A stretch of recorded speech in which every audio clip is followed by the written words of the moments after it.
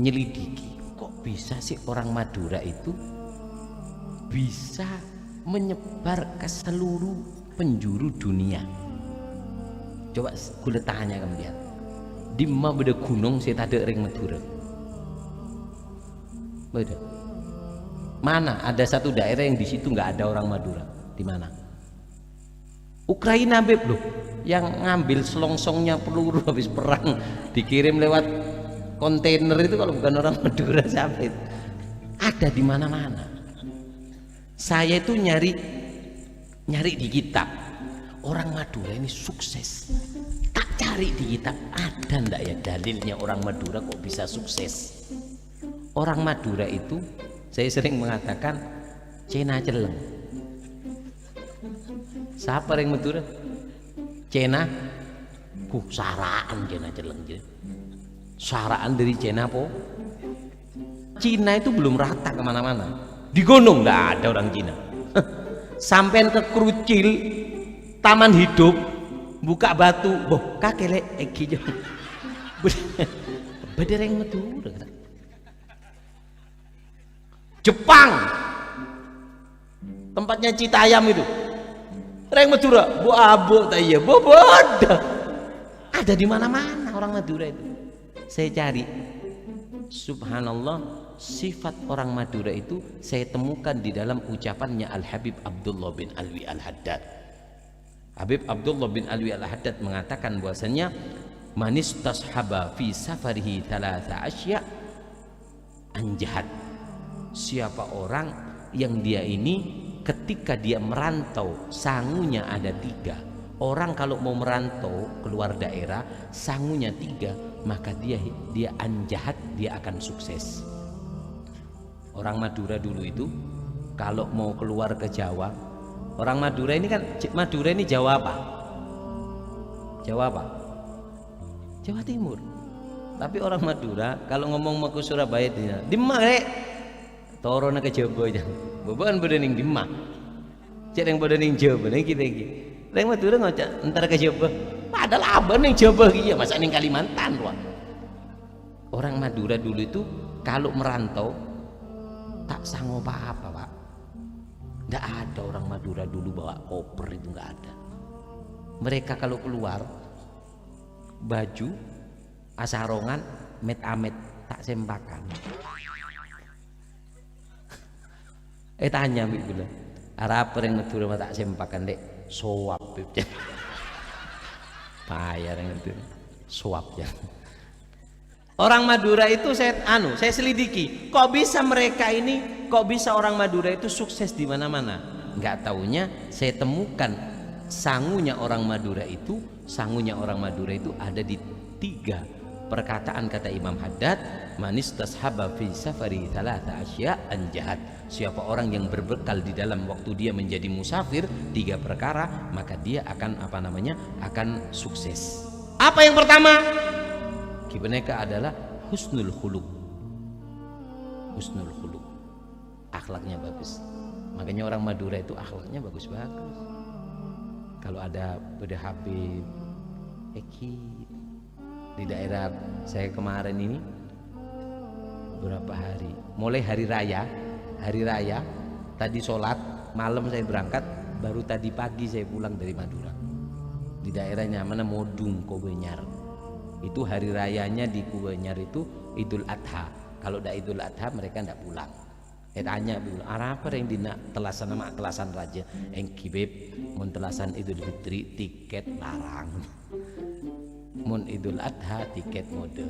Mun Idul Fitri kapi banyak orang mole si acuan tade makan aban acuan banyak si mele kebisa ngomole Idul Adha. Di daerah Kobenyar itu bahasanya Masya Allah. Aengki Kak Dinto Assalamualaikum. Mungkin apa udah ini sana ndak ada. Jadi mana tuh? Nak Aengki Kak Dinto dibuat lagu kayak gitu. Kalau ada Habib nggak ada yang ngangkat nunduk. Meneng santri.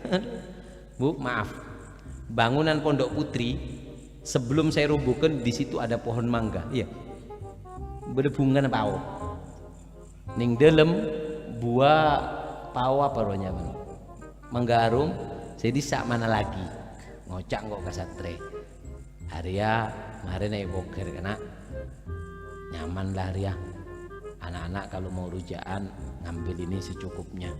Subhanallah kok masuk yuk tak ada paham krim motak banyak motak gemet yuk ya Allah jangan Arya apa lahir nak karena apaan tak pernah nyebi beres pauna habib.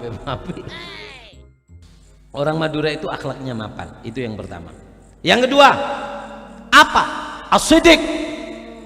Orang Madura itu kenapa mereka itu kok bisa nyebar dan dipercaya banyak orang. Saya punya teman di Madura itu bos umur 35 nggak bisa baca nggak bisa nulis, tapi sekarang bos minyak, bos LPG, kaya dia. Kenapa? Saya tekuk nih kecil.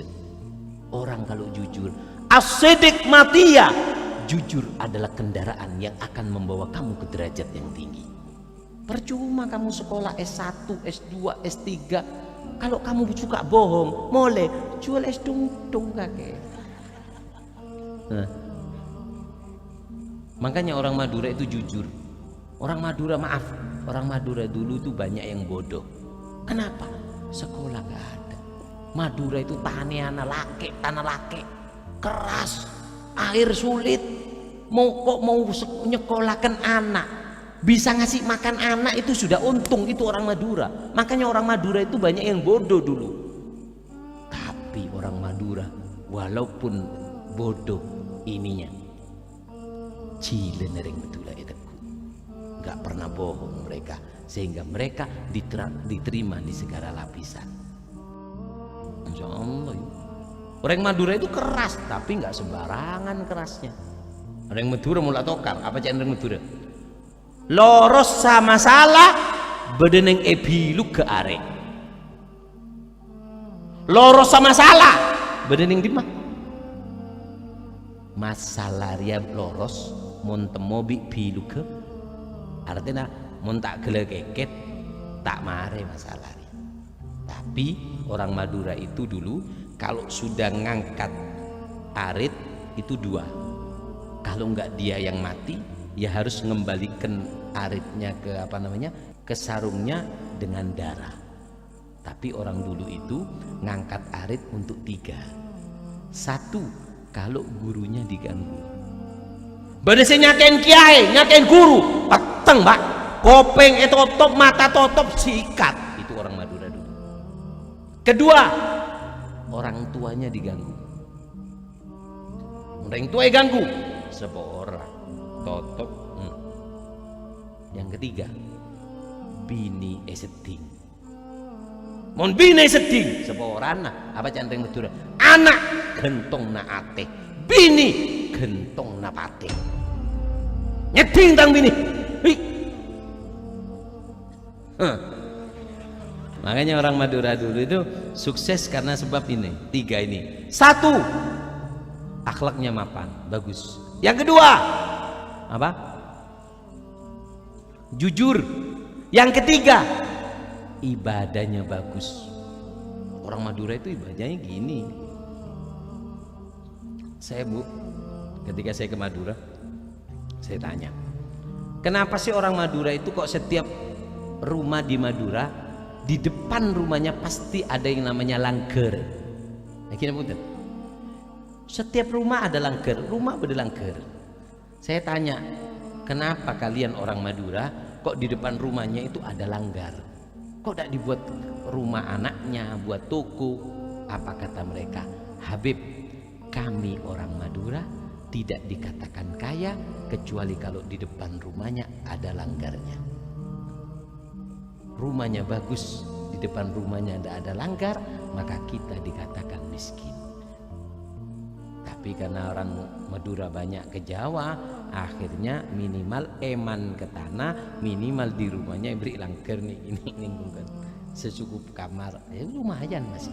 Makanya orang Madura itu tidak mau kecuali di tempatnya itu ada tempat ibadah. Paham ya? Jadi apa namanya, ini sangkolannya orang Madura. Sampian yang ngerasa orang Madura, ini loh kakek-kakek sampian itu mewariskan ini. Akhlak yang bagus, yang kedua jujur, yang ketiga ibadahnya bagus.